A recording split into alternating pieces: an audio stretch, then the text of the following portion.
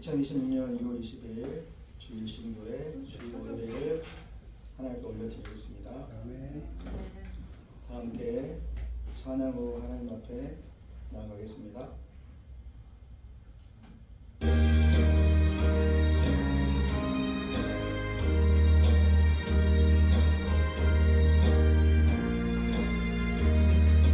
주와 같이 길 가는 것 즐거운 일 아닌가.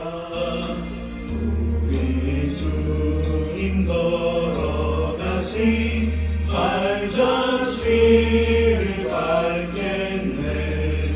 한 걸음 한 걸음 주 예수와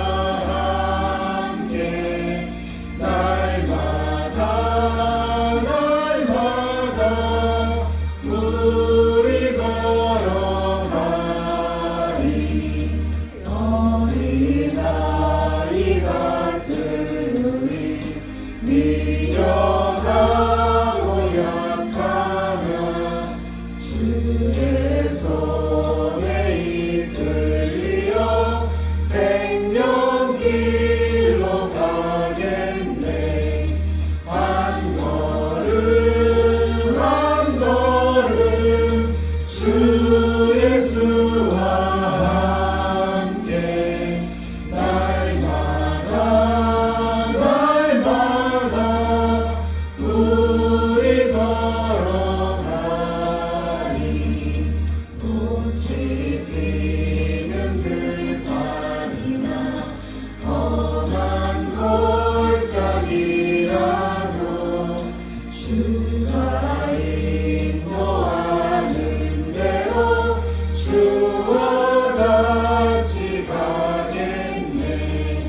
한 걸음 한 걸음 주 예수와 함께 날마다 날마다 우리 걸어가리.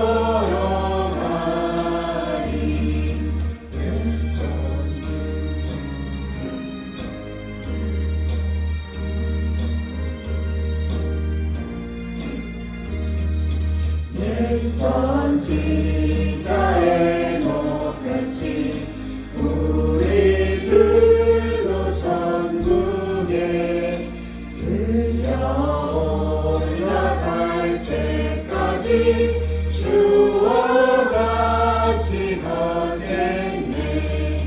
한 걸음 한 걸음 주 예수와 함께 날마다 날마다 우리 걸어가리.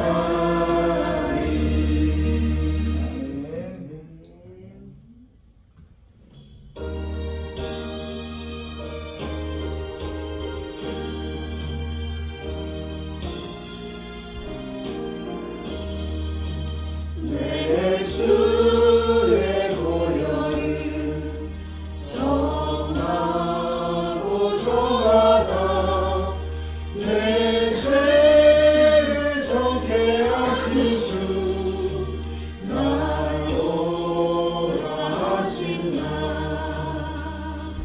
내가 주께로 지금 가오니 십자가의 보혈로 날 씻어 주소서. 약하고 주에도 주께로 나가면 힘 주시고 내 주함을 곧 씻어 주시네. 내가 주께로 지금 가오니 십자가의 보혈로 날 씻어 주소서.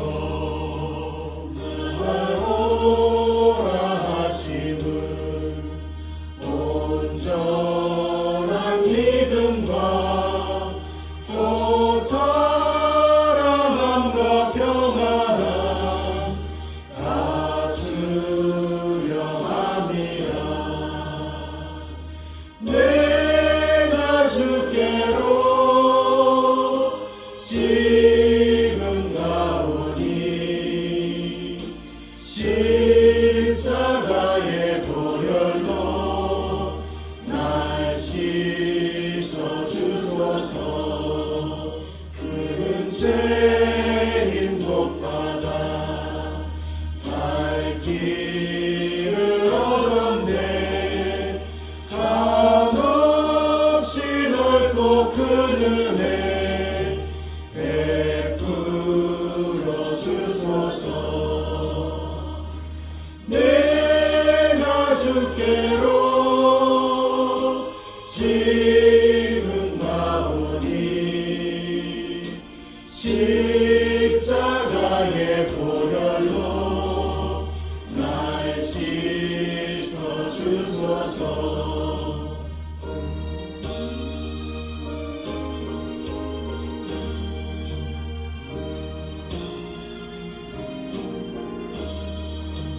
그 피가 맘속에 큰 증거 됩니다.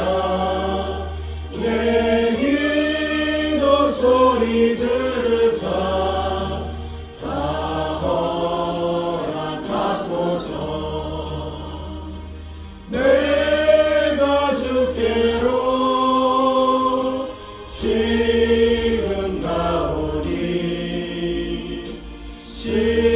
십자가의 보혈로 날 씻어 주소서. 아멘.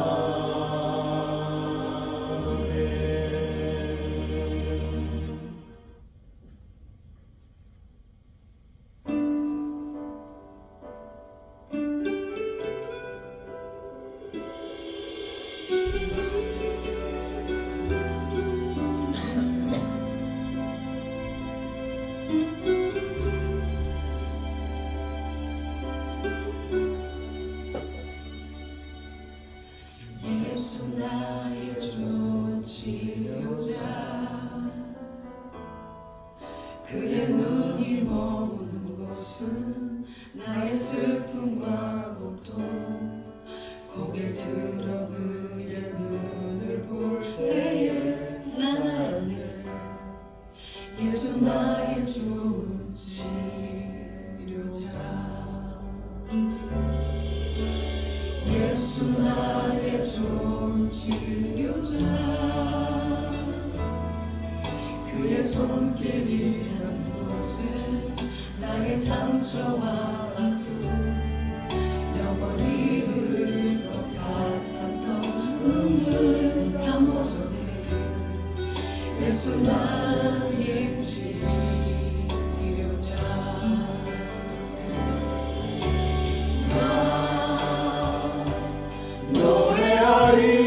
노래하리라. 전한 나를 돌아보신 구세주를 찬양해. 하늘 닿는 곳까지 내 손 들리라. 예수 나의 치료자.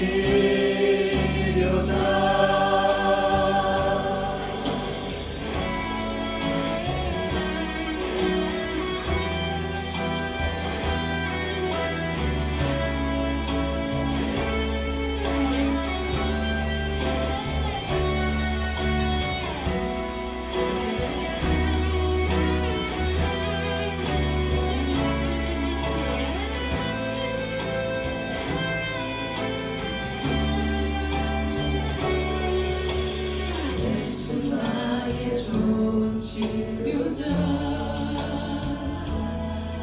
그의 손길이 닿는 곳은 나의 상처와 아픔. 영원히 흐를 것 같았던 눈물 감아줬네. 예수 나의 치료자.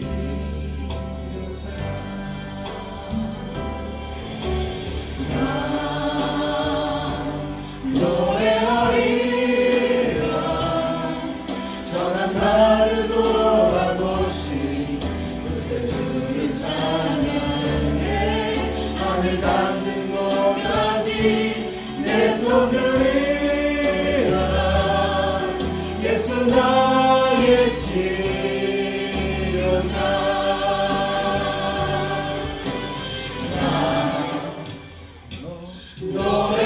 노래하리라. 전한 나를 돌아보신 구세주를 찬양. 누리라 예수 나의 치료자 예수 나의 치료자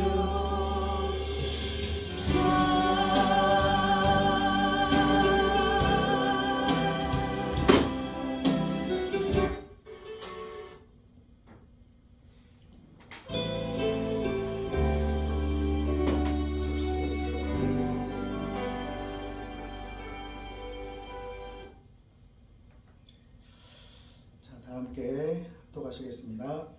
예수께서 가라사대 내 마음을 다하고 목숨을 다하고 뜻을 다하여 주 너의 하나님을 사랑하라 하셨으니 이것이 크고 첫째 되는 계명이요 둘째는 그와 같으니 내 이웃을 내 몸과 같이 사랑하라 하셨으니 이 두 계명이 온 율법과 선지자의 강령이니라.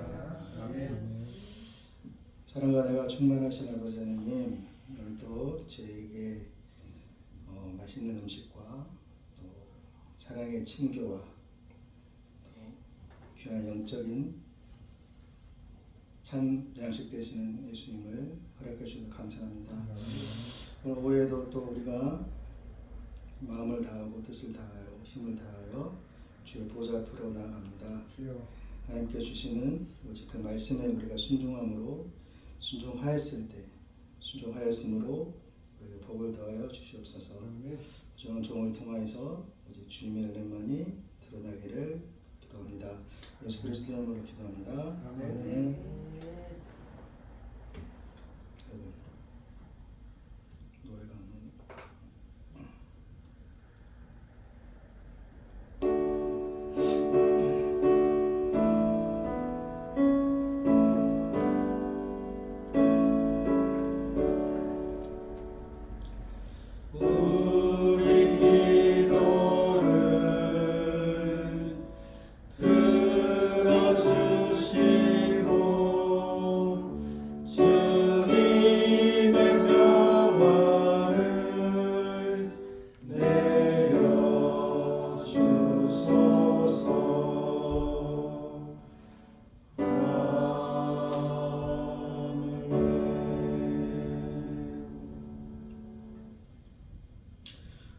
오늘 말씀은 에스라 1장입니다. 다 함께 들어보시겠습니다. 에스라 제1장.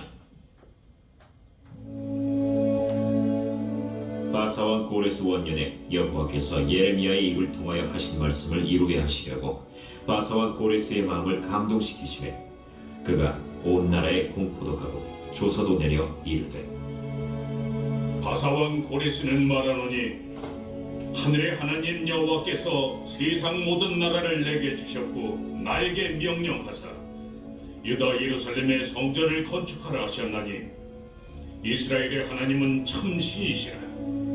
너희 중에 그의 백성된 자는 다 유다 예루살렘으로 올라가서 이스라엘의 하나님 여호와의 성전을 건축하라. 그는 예루살렘에 계신 하나님이시라. 그는 남아있는 백성이 어느 곳에 머물러 살든지 그곳 사람들이 마땅히 은과 금과 그 밖의 물건과 짐승으로 도와주고 그 외에도 예루살렘에 세울 하나님의 성전을 위하여 예물을 기쁘게 드릴지니라. 이에 유다와 베냐민 족장들과 제사장들과 레위 사람들과 그 마음이 하나님께 감동을 받고 올라가서 예루살렘에 여호와의 성전을 건축하고자 하는 자가 다 일어나니 그 사면 사람들이 은그릇과 금과 물품들과 짐승과 보물로 돕고 그 외에도 예물을 기쁘게 드렸더라. 고레스 왕이 또 여호와의 성전 그릇을 꺼내니 옛적에 느부갓네살이 예루살렘에서 옮겨다가 자기 신들을 신당에 두었던 것이라. 바사왕 고레스가 창고직인 미드르다색에 명령하여 그 그릇들을 꺼내어 세워서 유다 총독 세스바살에게 넘겨주니 그 수는 금 접시가 30개요 은 접시가 1000개요 칼이 29개요 금 대접이 30개요 그보다 못한 은 대접이 410개요 그 밖에 그릇이 1000개이니 금은 그릇이 모두 5400개라. 사로잡힌 자를 바벨론에서 예루살렘으로 데리고 갈 때 세스바살이 그 그릇들을 다 가지고 갔더라.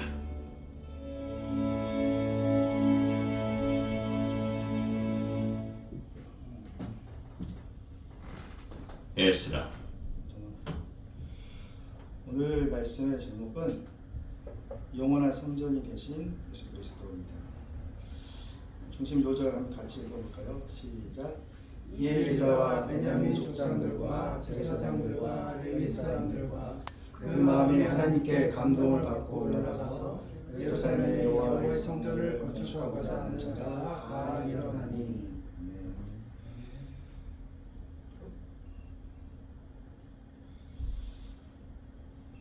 사실은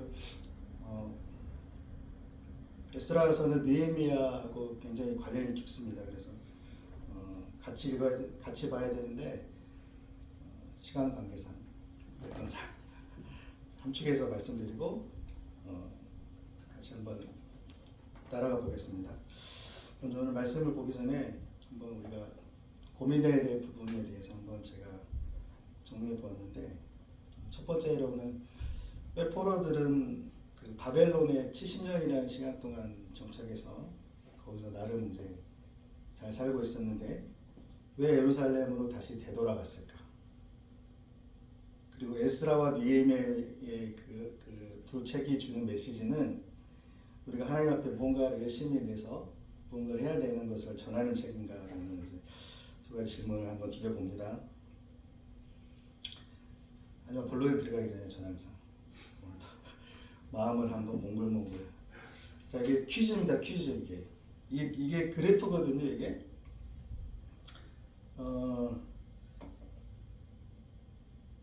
Y축은 10부터 20 이렇게 쭉 110까지 써 있고, X축이 이제 5 단위로 올라가게 되어 있는데, 이게 어떤 그래프일까요? 이게 맞히는 분에게는 제가 기프트콘을 30,000원권을 쏘겠습니다. 시간은 10초만 포르기 없죠? 포럭이라고 그러잖아요. 포르기 아니에요. 포르기 아니고. 장혜종 원사님 생각 안 나요? 그럴 줄 알고 내가 답을 미리 말하지 않았지. 이건 바로 Y축은 우리의 남은 수명. 우리가 이제 120세를 기대 수명 얘기하고 있잖아요. 그래서 이제 요즘 태어난 아이들은 뭐 150세 얘기하는데, Y축은 X축은 우리가 주님과 만나는 시간. 그래서 이게 지금 제가 엑셀로 시트를 그려본 건데, 우리가 매일 30분을 기도를 한다고 했을 때, 30분 동안 주님과 깊이 만난다고 했을 때, 우리가 110년을 남은 인생이라면 10살 정도 됐다 그러면은 27.8개월, 2년 조금 더 돼. 2년 하는 거니까. 근데 우리는 지금 대부분 여기서 있죠. 12개월 반. 그러니까 죽을 때까지 50년 남은 생을 기도를 30분 매일 하면, 매일 할 때, 이것도 매일 했을 때 주님하고 깊이 만날 수 있는 시간은 12개월. 제가 좀 딴 얘기긴 한데, 제가 인생을 살다가 철이 들었을 때가 40대 한 초반 정도였던 것 같은데요. 그때 제가 봄이라는 계절을 진짜 좋아했어요. 봄을. 전 봄이 너무 좋더라고. 꽃도 좋고 날씨도 볕도 좋고 너무 좋아. 근데 봄이 가는 게 너무 아쉬운 거예요, 이게. 그래서 오늘 생각을 해보니까 내가 80까지 산다 그러면 이 봄을 40번만 더 맞이하면 내 생이 끝나겠구나 라는 생각이 들면서 인생이 너무 짧네 이런 생각이 든 거예요. 그래서 이런 걸 한번 생각해 봤더니, 우리가 하나님과 매일 만난다고 하지만 사실은 기도하는 시간 빼면 매일 만나는 게 사실 어렵거든요. 그죠? 특히 이제 목사나 뭐 전도사나 이런 이렇게 하나님을 좀 더 깊이 알고자 하는 사람들은 말씀을 볼 때 말씀을 좀 순수하게 안 봅니다. 그래서 지식적으로 접근하는 경향이 있어서 그때마저도 하나님의 음성에 기울이기보다 시대적 배경이 어떻게든 뭐 이런 거를 자꾸 따지게 되거든요. 그래서 오롯이 하나님을 만날 수 있는 시간은 기도의 시간인데, 우리가 50년 정도 남았다고 했을 때 한 30분 기도하면 다 합치면 1년 정도밖에 하나님, 그러니까 그 시간을 하나님께서 오롯이 다 받으셨다고 하면 하나님 우리가 나중에 예수님 앞에 섰을 때 자 내가 너로 기뻐했던 시간을 한번 세볼까 하면은 1년 그 시간이 1년이라는 거죠. 하나님께 계수된 시간이 1년이라는 거죠. 너무 사실 너무 짧은 거예요. 그죠? 너무 짧은 거. 우리가 말씀을 보고 전도를 하고 뭐 힘든 사람들 듣고 하는 그 시간들이 오롯이 정말 마음으로부터 하나님을 위한 시간으로 우리가 그 계수되지 않으면 정말 그 시간이 너무 작다는 생각을 해보았습니다. 그래서 에베소서에도 나오죠. 때가 악하니라 시간을 아껴라. 그래서 한번 이런 생각을 해봤습니다. 자, 본론으로 돌아와서요. 에스라와 느헤미야는 어떤 책인가? 여러분을 위해서 제가 친절하게 다 조사를 해가지고 왔습니다. 에스라를 제2 에스라라고 합니다. 그러면 느헤미야는 뭘까요? 그렇죠. 제2 에스라. 역시 없습니다. 그래서 제1, 제2라는 말 자체가 뭐냐면 두 책이 한 권으로 묶였다는 뜻이에요. 두 책을 한 권이에요. 그래서 역사적으로 두 책을 한 권으로 보고 있었다라는 의미를 말씀드리고 좀 부가 설명을 드리면 우리 이제 벌게이트 역이라는 라틴어 성경에서부터 에스라서를 제1 에스라, 느헤미야 제 에스라로 분류하기 시작했고 현대 모든 성경들은 이제 이렇게 그 분류를 따르고 있습니다. 그래서 이제 포로기 역사를 우리가 한번 되짚어 볼게요. 이게 에스라 느헤미야가 쓰여지는 그 배경이 포로기 역사인데 제가 오늘 그 장편을 준비하지 못했는데 구도로 설명을 드리면 이 포로기를 설명하는 성경들이 몇 권 있습니다. 느헤미야가 에스라가 있고 대표적으로 에스더서가 있고 그다음에 그 모든 예언의 말씀들을 담았던 다니엘서가 있고 그리고 그 시대에 활동했는 선지서로 학계, 그다음에 스가랴 이렇게가 있습니다. 그래서 그 모든 성경들이 다 통으로 엮여 있는 거고요. 오늘은 이제 거기서 두 책을 에스라와 느헤미야를 떼서 우리가 한번 살펴볼게요.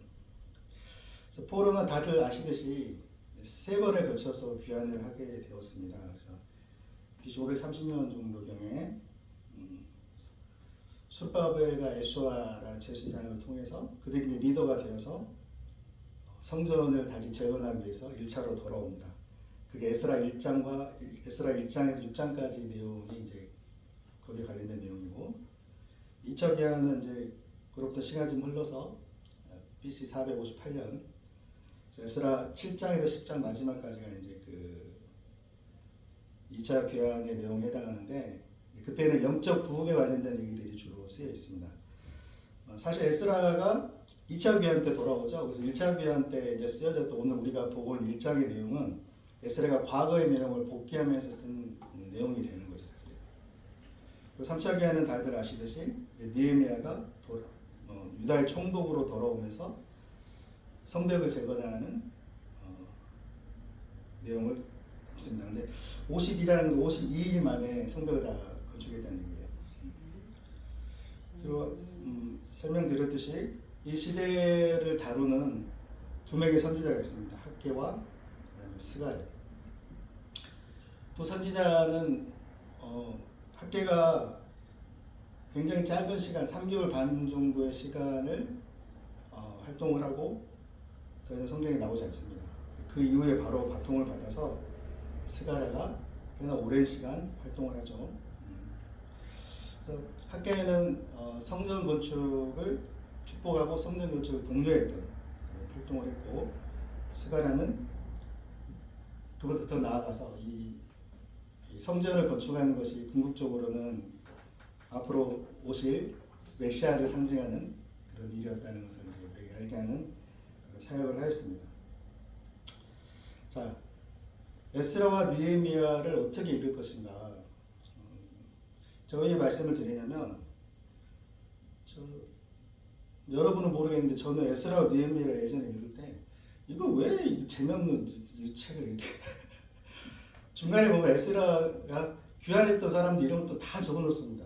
그리고 또 성전 건축 중인데 이스라엘 역사를 왜 이렇게 재미없게 적어놨지? 그런 생각들을 많이 했던 것 같아요. 그래서 창세기는 창세기 나름대로 또그 족장들의 믿음의 얘기가 굉장히 또 은혜가 되고, 또 복음서는 복음서대로 굉장히 예수님의 사역이 또 은혜가 되고. 그런데 구약 중에서 유독 읽기 싫은 부분들이 좀 있었죠. 레위기라든지 특히 레위기, 에스라 느헤미야들 그중 한 권인데 이게 굉장히 재미가 없고 딱딱한 부분이야. 포로 귀환한 사람들 얘기를 왜 이렇게 다 이름을 일명히 적어놨을까. 그래서 에스라와 느헤미야는 일단 역사적 관점에서 그 책을 한번 우리가 읽어볼 수 있어요. 역사적 관점에서. 역사적 관점에서 보면 에스라라는 실제로 당시에 그 포로에서 돌아왔던 포로들을 인솔해서 돌아왔던 유대 제사장이라 에스라라는 인물이 있고, 느헤미야라는 인물이 있죠. 중심에.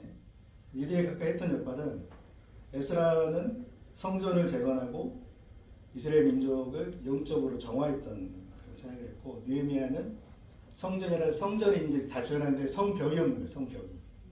성벽을 짓고 사회를 개혁했던, 약간 통치적인, 사회적으로 통치했던 그런 인물이라고 볼 수 있습니다. 그래서 에스라는 제사장의 역할로서 종교적인 통치를 했다면, 느헤미야는 총독으로서 사회적인 통치를 담당했었는데, 이 두 인물의 이야기로 보여집니다. 사실 에스라서를 딱 이렇게 표면적으로 보면, 텍스트를 보면 역사적 관점에서 그 얘기예요. 사실 532년에 돌아와가지고 이스라엘 민족들이 포로에서 일부가 돌아와서 성전을 짓고, 뭐 짓다가 또 울고, 그러다 또 방해자만 있어서 막 싸우고 그런 얘기 나와죠. 그래서 이게 대체 뭐야, 이게 뭔데, 이게 왜 자꾸 이렇게 읽었던 기억이 있는데, 이제 바벨론을 떠나는 배경, 역사적 배경을 가지고 있죠, 이 책은. 그래서 에스라 느헤미야를, 근데 그럼 이번에는 하나님의 경륜적 관점에서 한번 봐볼게요. 하나님의 경륜이라는 게 뭐죠? 하나님의 경륜은 말이 좀 어렵긴 한데 영어로는 doing business예요. 하나님의 비즈니스 하셨다는 거, 쉽게 말하면. 이게 하나님의 일이 있죠. 하나님의 사업이야. 하나님께서 세상을 지으시고 인간을 구원하시고 그리스도를 보내시고, 이 모든 것들이 비즈니스라는 얘기, 사실 하나님께 굉장히 중요한 일이었다는 얘기죠. 그래서 그걸 경륜이라는 말로 한문으로 표현하는 건데, 에스라는 아론의 대척점에 있습니다. 아론의. 그리고 느헤미야는 누굴까요? 여호수. 응? 여호수. 땡! 느헤미야는 모세.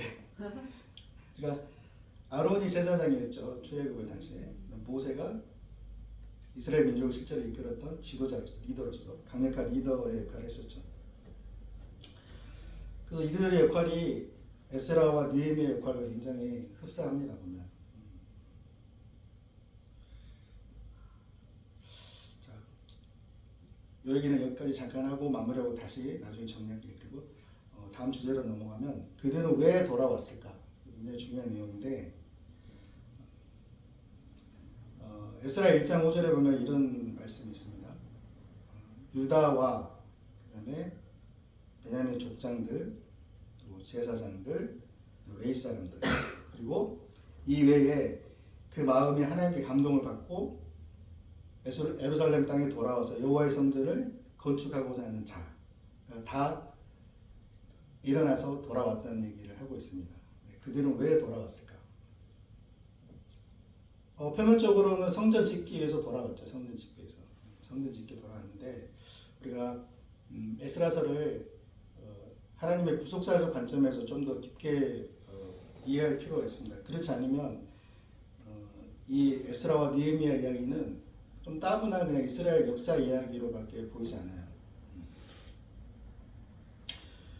성전을 건축하게 돌아왔는데, 그들이 돌아온 그 결정적 계기는 이 본문에 보듯이 하나님께 감동을 받고 돌아왔다고 쓰여 있습니다. 그래서 이 감동을 받는다는 게 뭔가 하면, 히브리 원문에 보면 깨웠다라는 어원과 똑같은 어원을 쓰는 동사가 있어요. 깨웠다. 잠들어 있는 사람을 깨우는 거예요. 그러니까 이들이 바벨론 포로로 끌려가서 처음에 굉장히 힘들었겠죠. 바벨 유수가 되었을 때 힘들었을 텐데, 거기서 나름 이제 그냥 재밌게 사는 거예요. 이방 문화랑 적자를 즐기면서 먹고 살만하고, 그러면서 영적으로 다 잠들어 있는 사람들을 하나님이 영이 깨우십니다. 근데 이거는 굉장히 이례적인 사건이에요. 여기서 감동을 받았다는 그 동사가 딱 한 번 하나님이 깨웠다는 거다. 자고 있는 사람 한 번 딱 흔들어 깨운 거야. 깨어나가지고 깨보니까 아 지금 우리가 이럴 때가 아니구나. 그래서 예루살렘에 돌아가서 성전을 지어야겠다라고 생각해서 돌아온 게 계기였다는 거죠. 제가 가로열고 예수님의 치유도 즉각적이었다는 코멘트를 달아놨는데 우리가 하나님을 만나기 전에 우리는 다 잠들어 있는 사람들이거든요. 영적으로 죽어 있는, 잠들어 있는. 근데 예수님의 치유가 즉각적입니다. 굉장히. 예를 들면 한 번 흔들어 깨워가지고 눈 한 번 떴다가 다시 감고 또 흔들어 깨웠을 때 이제 말 한마디 하고 다시 자고 이런 게 아니라 하나님의 음성을 듣고 예수님의 음성을 듣고 부름을 받은 사람들은 즉각적으로 일어나서 예수님 다 따라갑니다. 구원에 임하는 사람들은. 그래서 그들이 성전에 돌아왔다는 것은 굉장히 구원의 사건을 보여준다고 할 수 있어요. 그래서 이 중심에는 이 땅이라고 하는 주제가 사실은 있습니다. 땅. 이들이 성전을 지어야 되려면 땅이 필요하죠. 땅. 그러기 위해서 그들이 사실은 고레스가 예루살렘으로 돌아가서 지으라는 명령이 있었지만 사실 그 명령 자체도 하나님께서 고레스를 통해서 말씀하신 것이고 그 중심에는 성전이 지어져야 될 땅이 있다는 거죠. 땅. 그리고 그 땅에는 돌아오는 백성들이 있고 그리고 거기에 성전이 지어집니다. 그래서 땅과 성전과 성전에 임재하신 하나님을 섬기는 백성 이 모든 것들이 통치라는 말로 우리는 표현할 수 있는 통치.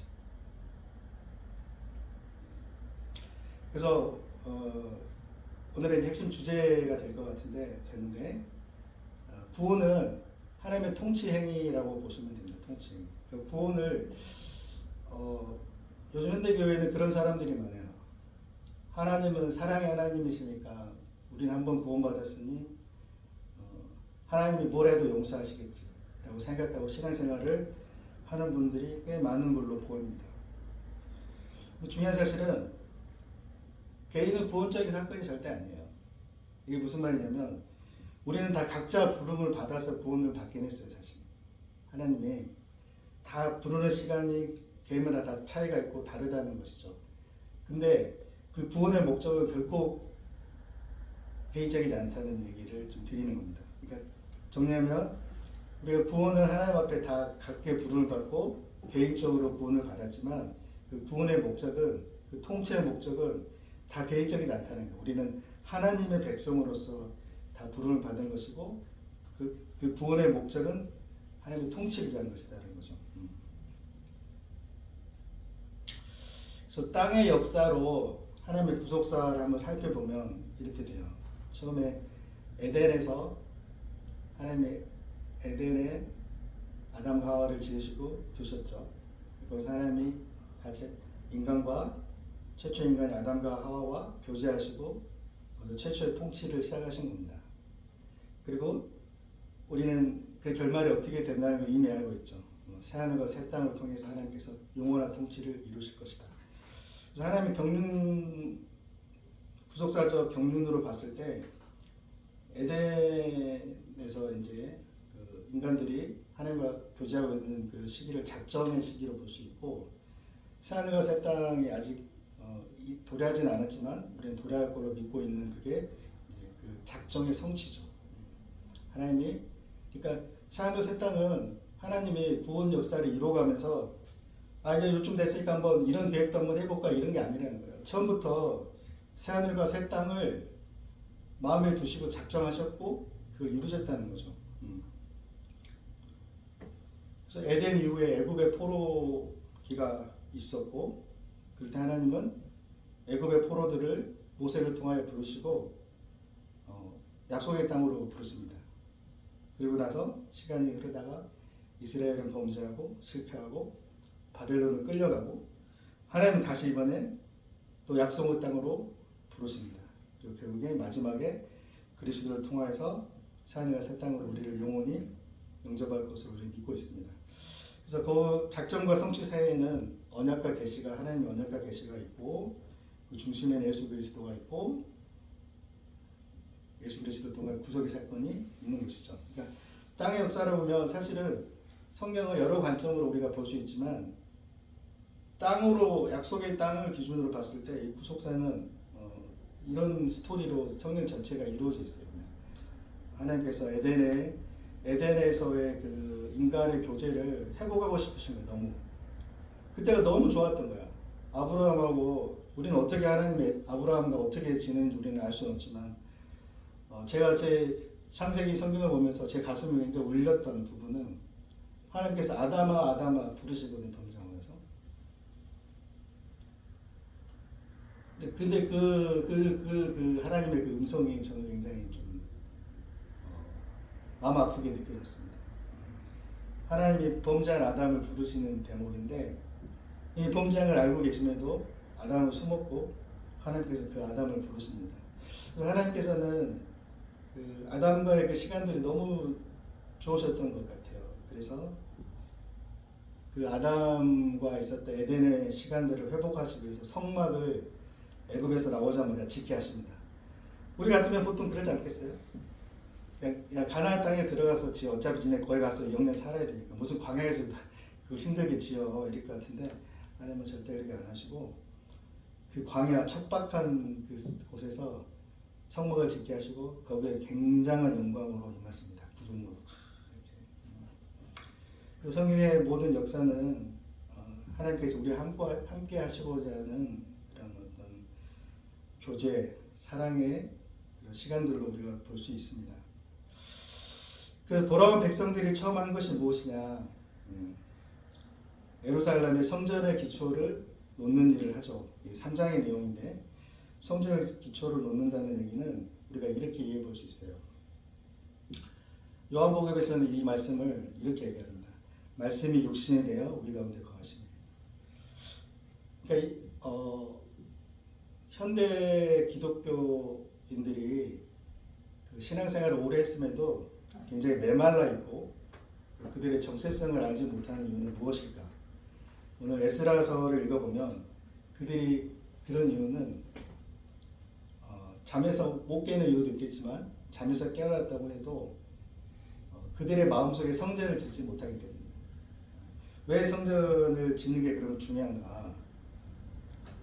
성전은 하나님의 임재가 이루어지는 곳이고 우리가 성전에서 하나님과 만나는 곳이기도 하지만 결론적으로 또 어떤 일도 일어나냐면 우리의 죄가 죽는 곳입니다. 성전에서는 뭐가 일어나죠? 제사를 통해서 우리는 구원도 받지만 구원과 동시에 무슨 일이 일어나냐면 우리가 가지고 있는 죄가 죽는 거죠. 그래서 이스라엘 민족들이 포로에서 돌아와가지고 좀 되게 놀랍지 않아요? 이 부분이 와가지고 처음 한 일이 성전을 짓는 것이었다니 우리로서 이해가 안 되는 부분입니다. 사실. 와가지고 한다는 게 먹고 살아야 될 문제가 더 급하지 않았을까요?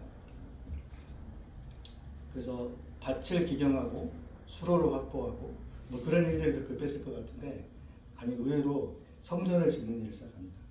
그러니까 이것은 이미 시작 자체가 하나님이 그렇게 마음을 움직이게 하셨다는 게 명백한 일이에요. 우리의 생각대로라면 절대 그렇게 안 합니다. 인간의 본성대로라면 포도를 가꿀 일을 생각하고 쌀농사를 지을 일을 생각하지 성전의 기초를 놓는다고 뭐 거기 뭐가 나옵니까? 절대 나오지 않아요. 그래서 요한복음의 이 말씀은 굉장히 놀라운 사실 말씀입니다. 요한복음 1장 1절에는 태초에 말씀이 계시니라는 선포로 시작되는데 왜 요한복음 1장이 그렇게 선포가 되었을까라는 생각을 해보면 인간이 하나님의 형상대로 지음을 받았지만 죄를 짓고 나서 혼돈의 상태로 빠집니다. 혼돈의 상태로. 창세기 1장에 보면 하나님께서 태초에 천지를 창조하시니라 하고 무슨 얘기가 나오냐면 흑암과 어둠이 있었다고 얘기가 나옵니다. 흑암과 어둠이. 신기하지 않아요? 하나님이 창조를 하셨는데 하나님 능력이 없으셔가지고 무슨 흑암과 어둠이 있게 만드셨을까? 창조가 왜 그렇게 이루어졌을까?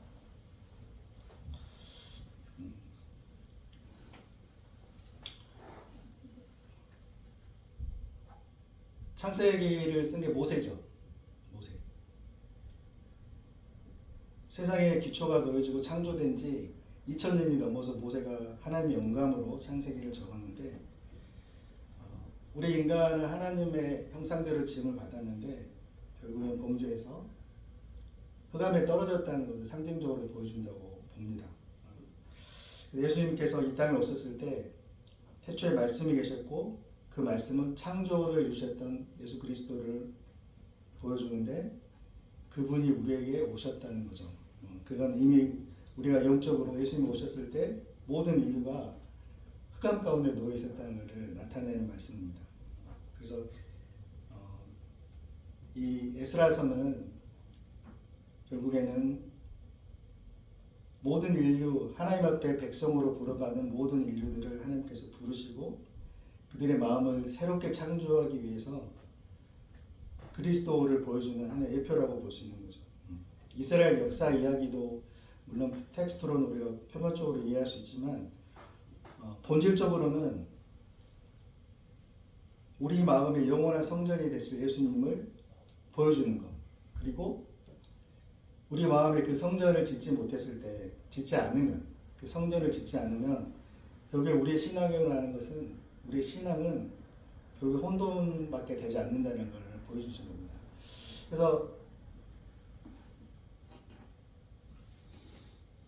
스가랴 1장 5장은 우리가 구원의 사건을 보여준다고 할 수 있는데 학계 1장 14절에 가면 이런 내용이 나오는데 학계는 이제 이스라엘 민족이 그 이스라엘 땅에 이미 와있던 대적들에 의해서 성전이 방해를 받습니다. 그래서 성전 건축 20년 동안이나 멈춰버려요. 그때 학계가 일어나서 성전을 지어야 된다고 이스라엘 민족들을 독려하면서 쓴 게 학계서인데 학계가 이런 얘기를 해요. 여호와께서 살디의 아들 유다 총독 스룹바벨의 마음과 요사닥 아들과 요서의 마음과 모든 백성의 마음을 감동시키셔서 하나님의 여호와의 전을 공사를 하게 했다 이렇게 말씀하십니다. 여기 보면 스가랴 1장 5절과 학계 1장 14절에 감동시키다는 말씀이 똑같이 나와요. 히브리 원문도 똑같아요. 근데 여기 감동시켰다는 얘기는 한 번이 아니라 계속이라는 현재형 의미를 갖고 있어요. 그러니까 구원은 우리가 하나님의 여러 번 우리의 마음 움직여서 하는 게 아니라 단 한 번으로.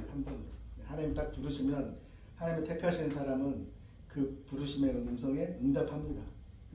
근데 우리의 성화의 과정은 전혀 달라요. 성화의 과정은 하나님께서 그 마음을 계속 감동시키지 않으면 우리는 결코 우리의 구원을 이룰 수 없습니다. 그러니까 이 감동시킨다는 의미가 주체가 하나님이시거든요. 우리가 우리 마음을 스스로 감동하게 할 수 있습니까? 내가 하나님을 믿어서 하나님한테 잘해야지. 그러니까 성전을 짓는다는 것이 결국은요, 그 터를 놓는 것 자체도 우리의 노력으로 하는 게 아니에요, 사실. 우리가 우리 자신을 위해서 우리 자신의 마음을 계속 독려하면서 성전을 오늘은 더 잘나야지, 오늘은 더 잘나야지 이런 게 아니라 하나님께서 우리의 마음을 계속 감동시키신다는 거예요. 그 주체가 하나님이시라는 거죠. 그래서 구원과 성화의 과정을 에스라서는 보여주고 있습니다. 그래서 이것들을 우리는 이제 구원의 서정이라는 말로 예쁘게 표현하기도 하는데, 그래서 이 스가랴서와 에스라서와 느헤미야서의 그 우리가 봐야 될 관점은 하나님께서 이 땅에 하나님의 백성으로 부르신 사람들이 가져야 될, 마땅히 해야 될 일과 그들이 그 정체성을 가지고 살아가야 될 때 무엇을 해야 되는지를 보여준다는 거죠. 에스라서에 보면 이제 이들이 포로에서 돌아왔을 때 이미 그 땅에 와 있었던, 살고 있었던 이방 민족들이 있었어요. 기억하시죠? 그러니까 이것도 상당히 보면 영적인 의미가 있어요. 우리가 구원을 받고 이제 새로운 삶을 살려고 했을 때 우리를 방해하는 세력들이 있어요. 그렇죠? 영적으로. 근데 애굽에서 가나안 땅에 들어갔을 때 이미 가나안 땅에 7 이방 민족들이 살고 있었습니다. 그러니까 우리를 영적으로 힘들게 하는 그 사단의 세력들은 이미 우리보다 먼저 하나님의 성전이 지어질 때 우리보다 먼저 와서 거기를 항상 잠식하고 있는 거예요. 그렇다고 치면 구원을 받아서 출애굽에서 부름을 받은 민족이야. 바벨론에서 다시 돌아오도록 부름을 받은 민족 이스라엘. 그들의 정체성. 신자로 세상 가운데 살다가 부름을 받은 우리의 정체성. 우리의 정체성이라고 하는 것은 그런 대적들의 방해를 이겨내고 성전을 짓지 않으면 우리의 정체성은 결국 확보되지 않는다는 얘기입니다. 이 말씀의 의미는. 그러니까 대적들이 미리 와서 그 땅을 차지하고 있었던 거예요. 근데 그 대적들에 의해서 20년 동안이나 성전이 중단되어 있었죠. 이거는 정말 시사하는 바가 큽니다. 우리의 신앙이 이렇게 중단될 수 있다는 거예요. 사실 제가 그 증인입니다. 제가 대학교 때 복음을 처음 듣고 세상이 좋아서 떠났는데 너무 좋아해가지고 세상을. 근데 정말 놀라운 것은 하나님은 포기하지 않으시더라고요. 포기하지 않으시고. 근데 저는 그 떠나 있는 동안에 늘 하나님이 좀 두려웠어요. 하나님의 존재를 부정할 수가 없었어요. 제 마음속에. 그리고 제 마음속에 항상 저를 붙들었던 성경 한 구절이 있는데 그 구절은 태초에 하나님이 천지를 창조하시니라는 그 말씀이었어요. 다른 말씀은 전혀 저를 붙들 수 없었는데 이 세상을 만드신 분이 하나님이시라는 그거 자체는 절대 잊을 수가 없었어요.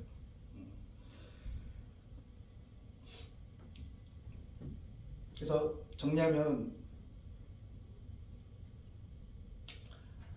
우리의 구원은 우리가 우리의 영원한 아버지 되시는 하나님의 사랑으로 우리가 구원을 받았지만 단지 우리가 그 사랑 안에서 그 사랑만을 먹고 살면 그 사랑에 의지해서 우리가 방종할 수 있고 그 사랑의 근거에서 우리가 임의로 행할 수 있는 그런 게 아니라 그거는 하나님의 통치 시작이라는 거죠.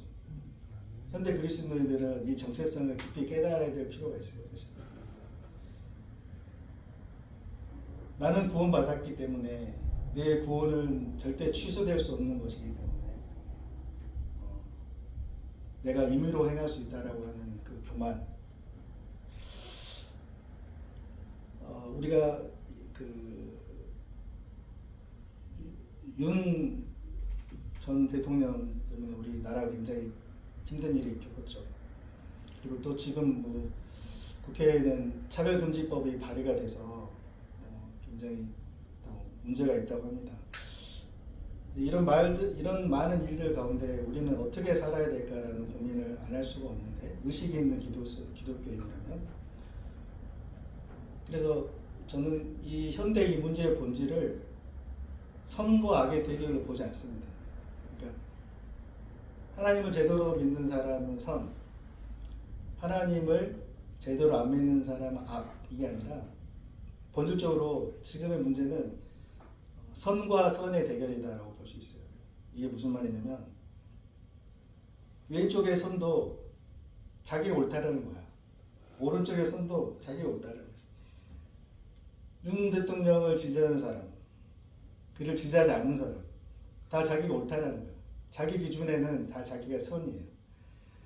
그랬던 과거처럼 하나의 진리의 기준으로 살아가서 명확하게 선과 악이 갈려지는 그런 시대가 아니기 때문에 지금은 다 옳은 소견대로 살아가는 시대가 됐고 그 가운데서 목소리 큰 무리들이 당을 지어서 서로 대결하고 있는 게 요즘의 시대라고 봅니다. 우리는 왼쪽의 선도 아니고 오른쪽의 선도 아닙니다.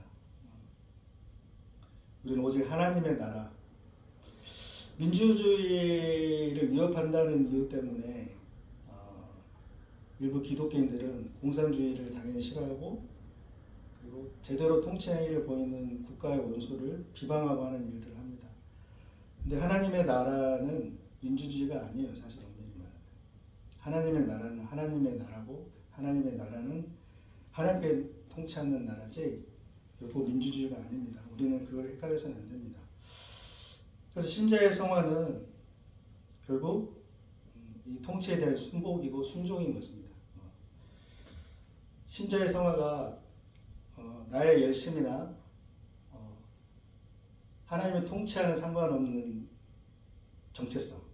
그러니까 내가 하나님께 무언가를 열심히 드려야 된다 하는 자기의 노력과 의지에 의한 그런 열심이 아니라 우리의 성화는 그 하나님의 시작된 그 통치에 순복하고 그 통치에 순종했을 때 우리의 성화는 완성되고 이루어져가는 것이라는 것이 오늘 말씀이 결론이 되겠습니다. 그래서 에스라 느헤미서는 이스라엘 역사를 읽었을 때 굉장히 딱딱하고 재미가 없는 내용인데 그 내용을 구속사를 관점에서 읽어보면 그리고 오늘 이 설교 본문을 제가 같이 나누면서 제가 한 말씀 더 드리고 싶은 내용은 이런 신앙적인 안목과 통찰을 가지시길 바란다는 거죠. 모든 일들을 구속사적으로 바라보고 하나님의 구원 역사에서 바라본다는. 사실 이스라엘의 성전에 쓰는 그릇이 우리가 무슨 상관이 있겠습니까? 그들의 역사가 우리가 무슨 상관이 있겠습니까? 우리는 이방인이고 그들은 그들의 역사이지. 그런 하나님의 역사를 그 인류사의 한 부분으로 우리가 그냥 바라본다면 사실 성경은 정말 허황된 얘기죠. 죽은 자가 살아났다는 얘기가 세상에 어디에 있습니까?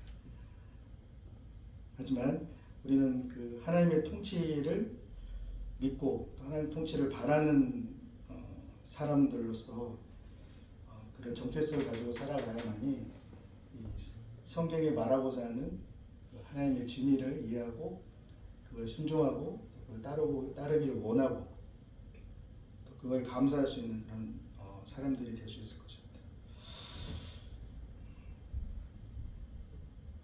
오늘 말씀을 가지고 잠시 기도하겠습니다.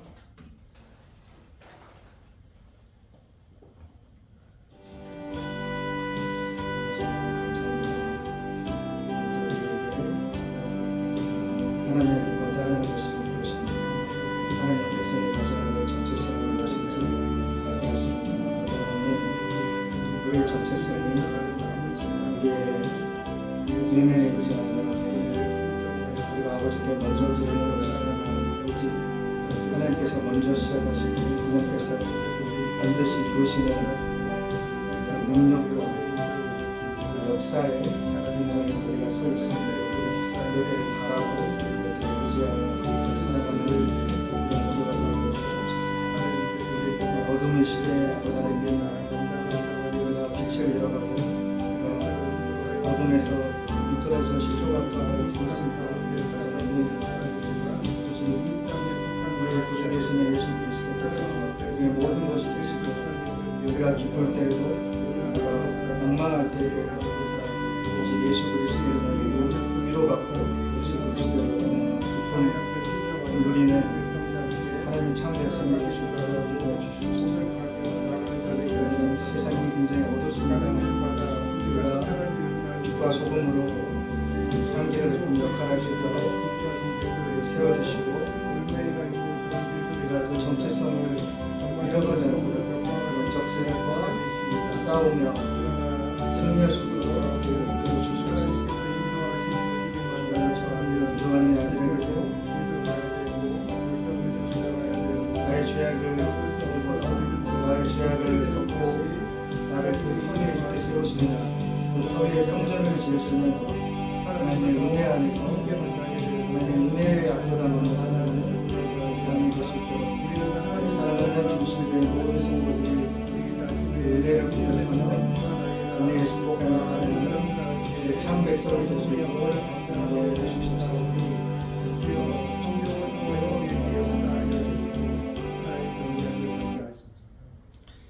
오른손 목사님 나오셔서 축도해 주시겠습니다.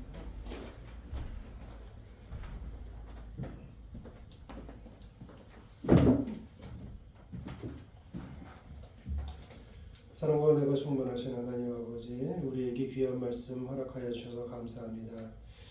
예수님 만난 것도 하나님의 은혜요.